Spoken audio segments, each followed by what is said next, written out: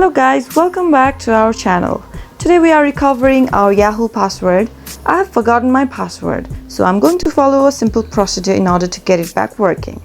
Before jumping right into our video, don't forget to subscribe to our channel and hit the bell icon so that YouTube will notify you whenever we post a new video. To recover your Yahoo password, go to Yahoo, sign in. Now type in your email ID. Click next, enter your password. Since we don't know what our password is, click Forgot Password. Here, you have to fill in your last 4 digits of your mobile number. Okay, submit. Click on I'm not a robot. Do what it asks you to do. Verify. Continue. Now, your phone number is being verified. Type in the code. It is automatically done itself. Now type in your new password.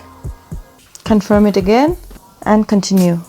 And that's it guys, you have recovered your Yahoo account password. Make sure to remember your password for hassle-free future use. Thank you for watching this video till the end. If you have any question, comment it down below and don't forget to give us a thumbs up. I'll see you soon with another video.